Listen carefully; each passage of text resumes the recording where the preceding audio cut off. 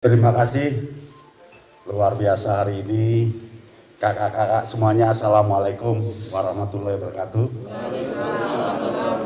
Tengah ya, Timur Tengah.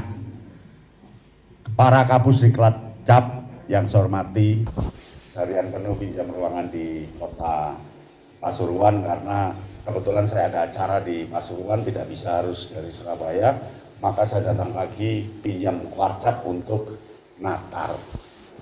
Saya memberi materi ke para dosen Poltek Bank, Politeknik Penerbangan se-Indonesia. Jadi para pesertanya para pilot, para teknisi, para ATC, dan seterusnya. Karena dia mau jadi dosen Poltek harus ditatar tentang pekerti dan AA. Itu ada rumusnya memang. Kalau di dunia perguruan tinggi, dosen itu wajib ikut pekerti. Pekerti itu pelatihan pembelajaran seperti KMD itu selama seminggu. Ya ada micro teachingnya, ada prakteknya begitu. Nanti kalau dosen yang pendidikan dia harus ikut AA.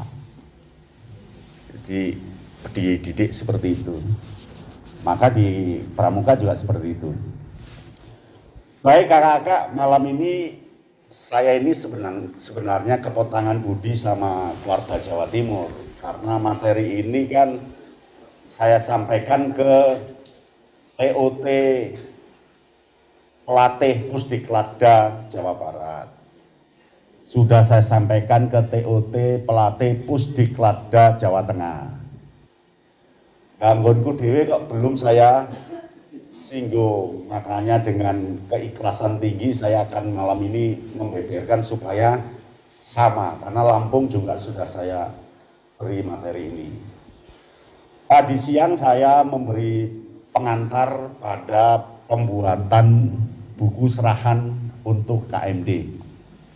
Jadi buku serahan sekarang sedang dibuat di Pusdiklatnas, tapi sebentar lagi ya kakak bisa menikmati buku serahan itu. Hanya buku serahan itu saya tadi memberikan materi total bahwa buku yang segmental itu yang seperti apa. Tadi sudah saya sampaikan ke tim kecil, itu ada Kak Joko Mursito, ada Kak Iqbal, ada Kak Yanti, ada Kak Ananta, kemudian ada Kak Bainah dari Lampung, ada Widya. Tim kecil sudah menggodok buku serahan itu. Kemudian informasi yang kedua, nanti bulan Oktober kita ada KPL di Jakarta, tetapi tidak untuk 4 Kuarda. Karena 4 Kuarda ini sudah mengadakan KPL sendiri dan punya stok pelatih yang banyak. Untuk Kuarda yang belum punya pelatih lulusan KPL, sehingga ada yang belum punya Kapus Diklat Cap. Ke depan setiap pelatih dia harus punya rumah digital. Mengapa? Karena ke depan itu ramalannya nanti tidak ada sekolah, tidak ada kampus. Tetapi anak belajar lewat kanal-kanal digital, lalu minta rekomendasi ke kampus, diuji di kampus, baru bisa jadi sarjana. Nah, oleh karena itu mulai sekarang dirintislah kalau bisa tiap orang punya rumah digital, entah itu FB, entah itu blog, entah itu YouTube. Ya, YouTube nggak usah berpikir dapat uang apa enggak, yang penting jalan saja. Kemudian email, harus punya email. Jadi blog itu di garduguru.blogspot.com, saya ada 800 artikel yang silakan diunduh, silakan dipakai, itu artikel pendidikan semua. Ya, lalu sama apa lagi ya? Seikat bunga untuk pembina. Jadi saya akan berupaya untuk mengabdi di dunia lagu untuk kali ini. Karena saya artikel sudah banyak, buku sudah 30 judul, puisi sudah 2 buku. Sekarang ganti nulis lirik untuk teman-teman pramuka. Apalagi yang bisa kita tinggalkan kalau nggak saya bicara. Nah, klik ya. Kakak-kakak, ada 3 sudut pandang gerakan pramuka. Itu ada 3 dimensi gerakan, dimensi pendidikan, dimensi metode. Dimensi gerakan, dimensi pendidikan, dimensi metode. Kalau dimensi gerakan itu organisasi, yang ngurusi di sini boleh punya KMD, boleh punya KML, boleh punya KPD, KPL, dan boleh nggak punya latar belakang, yang penting punya kepedulian. Sedangkan yang pendidikan ini wajib oleh orang yang punya ijazah KMD, KML, KPD, KPL. Jadi orang yang di sini tidak punya latar belakang kursus tidak bisa masuk di sini. Inilah yang namanya pusdik dan gugus depan pendidikan. Kemudian yang ketiga ada metode kepramukaan. Metode kepramukaan itu boleh dimasuki siapapun dan boleh dipakai oleh orang luar. Jadi ada organisasi outbound yang nggak pernah pramuka pakai metode pramuka boleh, karena metode itu bebas pakai. Ya, kita nggak boleh marah-marah, salahnya sendiri kita nggak memakainya. Oke. Klik lagi. Tetapi kenyataannya sekarang ini di Indonesia gerakan itu lebih geger, lebih besar, lebih ribet, pendidikannya enggak terkelola, hilang. Akhirnya seolah-olah gerakan pramuka ini menjadi gerakan politik, menjadi gerakan sosial. Ini kecil, nggak diurusi. Metodenya juga kecil, nggak pernah dilakukan. Maka pelatih, ya, apakah dia terlibat di gerakan atau tidak, kembangkan yang pendidikan, karena jalur kita itu kan pendidikan. Nah, ini ada di Indonesia ini saya jumpai, karena saya hampir seminggu sekali, seminggu dua kali itu beri materi ke wadah-wadah lain lewat daring. Jadi dia ribet di gerakannya, ribet banget, waduh ribet, ininya nggak pernah jalan. Jadi seolah-olah kuartil itu hanya kuartil 14 Agustus. 14 Agustus upacara geden, tapi setelah itu nggak ada. Ribet perang tanding di sini. Ya, dia lupa bahwa gerakan pramuka itu adalah pendidikan kepramukaan, pendidikan kepanduan. Yang punya pramuka itu adalah negara.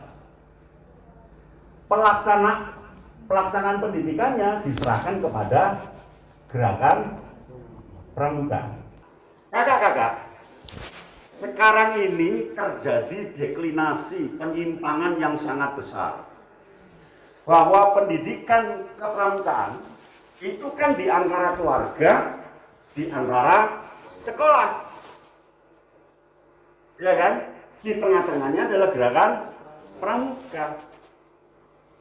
Tapi sekarang ini sejak tahun 76 sampai sekarang deklinasi penyimpangannya jauh.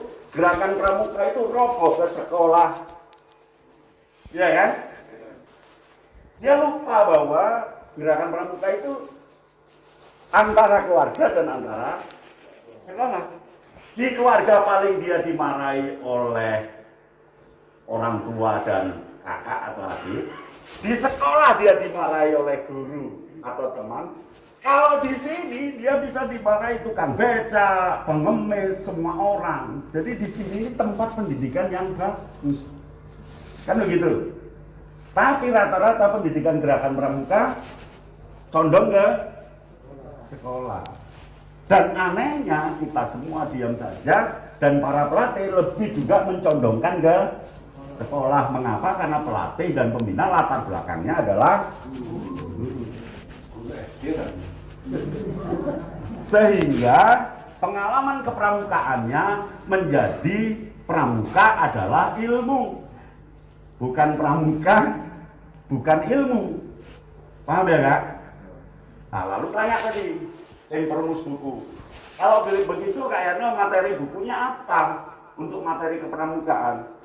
Di pramuka nggak ada materi kepramukaan. Loh Kak, iya.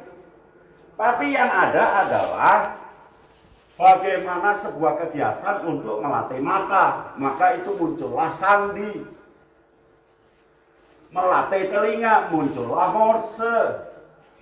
Melatih mulut, muncullah komunikasi. Melatih tangan, muncullah masang tali, masang tenda. Melatih kaki, penjelajahan berobos. Jadi hakikat pendidikan kepramukaan adalah mengembangkan fisik anak melalui netral alam. Nanti maksudnya? Jadi alam itu dipakai sebagai media untuk pengembangan fisik anak, sehingga muncul sandi untuk mata, untuk pikiran, muncul morse untuk telinga, untuk pikiran, ya kan? Jadi materi pramuka nggak ada. Materi pramuka adalah materi pengalaman bagaimana alat indera manusia itu terkembangkan karena alam. Nah kalau di kelas mosok iso kapan melatih sikil, kapan melatih tangan, menarik ya enggak iso, manjat ya enggak ada. Kalau di kelas masa boleh manjat. Nah itulah sebuah penyimpangan yang ayo diluruskan. Paham ya Kak? Jadi kalau ada pramuka loncat, balik lagi loncat, pramuka kok ngono ngawur, itu benar karena ngelatih kaki. Nek enggak bener, nek loncat balik loncat gawe pandeka. Kan gitu. Itu cocok gawe siaga gitu. Jadi kalau kakak nanti latihan siaga di luar, ya nggak usah diceramai siaga mula adalah siaga bantuan, nggak usah ya, langsung mainkan alat indera, gunakan alam sebagai media. Sudah selesai. Nah baru tadi tim buku serahan baru sadar, iya ya Kak, iya. Jadi nanti buku serahan itu jangan isinya materi, tetapi bagaimana kolom-kolom yang membuat peserta KMD itu mampu mendeteksi begitu. Kalau begitu nanti deklinasinya lurus lagi. Paham ya? Saya takut generasi Indonesia nanti manjatnya gak iso. Jadi kok buruh manjat ya ke Vietnam. Karena kan luar negeri boleh bekerja di kita. Ya kan? Ngecatnya gak iso, tukang ngecat ya ke Cina. Paham ya Kak? Nah ayo mulai dari kecil-kecil, makanya perlu diadakan gelang ajar yang disampaikan oleh Kak Indawan tadi. Klik lagi. Nah kakak-kakak, anggota dewasa itu kan sosok yang tumbuh dan berkembang, ya kan? Tetapi sekarang anggota dewasa itu kan para pembina, ya kan? Nggak sing aktif kok pelatih, pembinanya nggak aktif. Pelatih malah rekreasi nang dindi, kayak mana dindi, pembinanya jarno, tapi ya nggak apa-apa lah dalam rangka ngaktifkan pembina. Baik. Nah kakak-kakak, selanjutnya anggota dewasa itu pengabdian diri, memberi dan menerima, spesialis dan kompeten, sinergis dan organisatoris, siap setia sedia. Maka pelatih kita harus seperti ini, kembangkan seperti ini. Maka saya sangat senang kalau sering diadakan pertemuan pelatih-pelatih itu di Bakorwil. Tetapi pertemuannya mungkin sekali-sekali dipakai menyeluruh, tidak hanya ketua dan wakil, supaya pendalamannya lebih jalan. Saya salut dengan Trenggalek ada Sidoarjo, ini gelang ajar sudah tiap ranting. Sidoarjo. Gelang ajar itu sama dengan MGNP, gelang ajar itu sama dengan KKG. Jadi gelang ajar itu tidak perlu setahun sekali, gelang ajar itu ya sebulan sekali untuk merumuskan RPP bareng di ranting itu, untuk merumuskan metode bareng di ranting itu.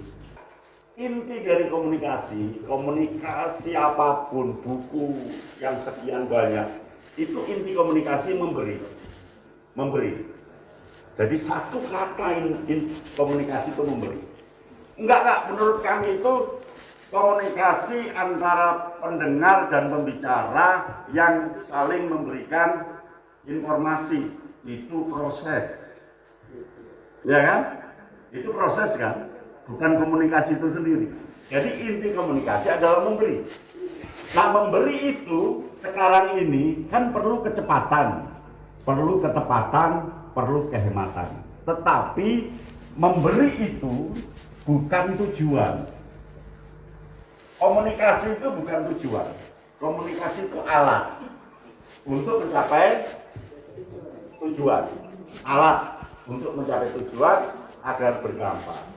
Maka setiap Pusdiklacap kalau bisa menentukan tujuan-tujuan untuk dibangunkan sebuah komunikasi. Klik lagi. Nah, memberi itu isi, kemas, gaya, saluran. Nah, ini yang belum dimainkan oleh teman-teman Pusdiklacap. Nanti kita jamburi pelatih lah. Gimana kalau pelatih kemahnya 30 hari?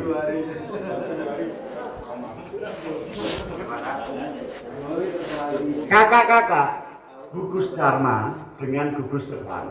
Jadi gini, gugus depan itu pendidikan untuk usia 7 sampai 25.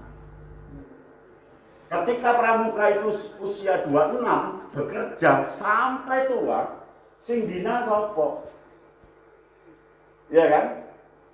Padahal dia penuh permasalahan keluarga, permasalahan pekerjaan. Lalu siapa yang menghimpun? Nah, yang menghimpun ya gugus Dharma itu. Sehingga aturannya pembina di Google tidak boleh aktif di gugus Dharma. Karena sudah bukan pendidikan lagi di sini. Di sini sudah pembinaan mental bagi orang dewasa, bagi pramuka yang sudah 26 tahun. Oke, klik lagi. Oleh karena itu, teman-teman Pusdiklacap rekrut para pembina yang potensial. Ada syaratnya. Ya, jangan rekrutnya hanya berdasarkan pertemanan. Jangan rekrutnya hanya berdasarkan aspirasi yang sama. Tetapi rekrut kualitasnya berdasarkan gerakan pramuka. Kemudian bekali, tugasi, evaluasi, hargai. Nah, pertanyaannya bagaimana merekrutnya? Lihat di Narakarya dan Naratama. Mengapa di gerakan pramuka ada Naratama dan Narakarya? Karena gerakan pramuka itu antara sekolah dan rumah, sehingga seorang calon pembina harus punya pengalaman di masyarakat. Pengalaman itu tercantum di Narakarya dan Naratama. Jadi pembina yang hebat tidak cukup ikut KMD, tapi dia harus digembleng di tengah masyarakat itu lewat Narakarya dan Naratama, sehingga Pusdiklacap melakukan rekrut, bekali, tugasi, evaluasi, hargai. Oleh karena cakupan gerakan lebih besar dibanding pendidikan, yang dapat penghargaan orang-orang gerakan. Pelatih pembina nggak pernah dapat penghargaan. Melatih dihitung coba di Indonesia, yang dapat melatih lebih banyak yang berada di pendidikan atau yang di organisasi? Organisasi. Saya sudah ngomong di Dewan Kehormatan Kuarnas. Saya kan anggota Dewan Kehormatan Kuarnas juga. Sudah ngomong. Jadi memang ada penyimpangan di kita, tetapi kita harus luruskan pelan-pelan, tidak boleh frontal. Ya, klik lagi, cepet-cepetan kok, nggak lama. Ini kan bukan kuliah hanya ngomong-ngomongan, cuman tercetak gitu aja ya. Oleh karena itu, saya minta para Pusdiklacap panggungkan semua pembina, ya kan? Panggungkan semua pembina lulusan KML, KMD untuk supaya tumbuh produktif maksimal. Contoh manggungkannya diadakan gelang ajar peranting. Itu salah satu penciptaan alat untuk memanggungkan. Contoh pemanggungan lagi lomba bagi pembina.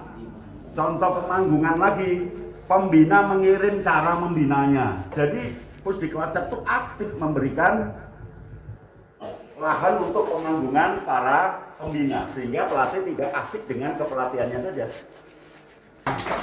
Klik lagi.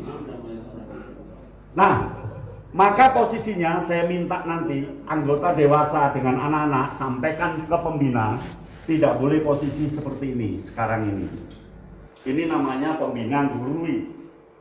Padahal pembina kan bukan guru, kok iso gurui? Mestinya kan binai. Iya kan? Bukan gurui. Klik lagi. Nah, posisi kedua seperti ini. Anak-anak ganti gurui anggota dewasa, karena anggota dewasa ya orang ngerti sing jenenge daring, orang ngerti sharing, nggak ngerti 365, tidak ngerti kelas Google Chrome. Akhirnya anak gurui, tapi nggak apa-apa. Yang penting ini tidak marah. Ya, klik lagi. Atau posisi 3, pilih yang mana? Anggota dewasa dorong anak-anak. Klik lagi. Atau pilih yang keempat, anak-anak dorong orang dewasa. Ya kan? Klik lagi. Atau yang kelima, anggota dewasa, di dalamnya ada anak-anak. Atau yang keenam, anak-anak, anggota dewasa ada di dalamnya. Tinggal pilih mana? 6 ya. Atau pilih semua, tinggal situasinya ya. Sama pola klik. Oleh karena itu kita minta nanti semua Pusdiklat Cap, bagaimana caranya anggota dewasa, pembina kita yang lulusan KMD, KML, dan sebagai PAMOM itu punya 7 ini. Kuat di digitalisasinya, kuat transhumanisnya, kuat toleransinya, kuat gendernya, bela negaranya, multi situsnya, harga dirinya. Ini harus dikuatkan, Kak, karena Indonesia ini sekarang arahnya sudah anti toleran akibat radikal yang terlalu tajam. Ya, radikal tajam sehingga membedakan satu dengan yang lain karena agama, karena warna kulit, karena suku, karena jabatan, karena pangkat, karena aktivis dan tidak aktivis, karena pengurus wajib dan tidak, karena pelatih dan tidak. Toleransinya sudah mulai memudar. Nah, siapa yang bisa bertahan di sini? Para pelatih yang hadir di sini. Tepuk tangan. Ya. Klik lagi. Adakan gerak ajar. Bila perlu sebulan sekali. Gelang ajar di sana. Adakan penyegaran. Lalu belajar tentang peran dan fungsi pembina, peran dan fungsi pelatih. Ada karya dan prestasi dari para pembina itu. Pelatih yang ada di sinilah yang akan menjadi fasilitatornya. Kemudian adakan kegiatan, adakan karangpamitran, adakan titaran meskipun daring. Lalu adakan belajar mandiri dan membaca zaman. Sekarang ini sedang disusun buku panduan pembina. Buku panduan pembina siaga, buku panduan pembina penggalang, penegak dan pandega. Jadi nanti uji cobanya ada di Bengkulu, ada di Jawa Barat, ada di Jawa Timur. Jawa Timur kan nanti biar di Sidoarjo aja ya, nggak apa-apa ya. Nanti kan buku itu untuk semua, begitu ya. Nah, sekarang sedang diuji coba di Kuarnas. Hampir tiap hari itu, tiap minggu itu daring dengan Kuarnas. Kaitannya dengan anggota dewasa. Klik lagi. Berarti anggota dewasa itu pastikan di WhatsApp Anda jangkauannya bagus, jaringannya bagus, jaminannya bagus. Ini nggak boleh pilih kasih. Kalau pilih kasih di sini nggak ada jaminan bagus. Ini nggak boleh otoriter. Kalau otoriternya kuat, jaminan kualitasnya nggak bagus. Disinilah pelatih yang sesungguhnya para Pusdiklat Cap diminta untuk fleksibel di sini sehingga punya jangkauan, jaringan, dan jaminan. Bagaimana pelatih kita itu kuat, kokoh, kukuh, kekeh. Bagaimana pelatih itu adaptif, aktif, kreatif, inovatif. Bagaimana pelatih itu benar, baik, bijak. Bagaimana dia menguasai materi, metode, dan mengenali. Klik lagi. Ya karena waktunya ya. Apa yang Anda lakukan? Saya minta Anda nanti di rumah buatlah oretan kecil. Kira-kira apa yang bisa saya lakukan di usia yang tersisa ini? Apa ya kira-kira untuk anggota dewasa? Kombinasi apa yang perlu saya ajari? Daripada pengetahuan, keterampilan, kehebatan kakak nanti pindah ke tempat 2 kali 1 meter. Ya kan? Maka mulai buat catatan apa yang harus dilakukan. Tentu penuh perjuangan, kadang ditolak, dimarahi, dirasani. Nggak apa-apa sih, penting wis nulis. Saya pikir itu ya. Sampai di sini. Terima kasih. Wassalamualaikum warahmatullahi wabarakatuh.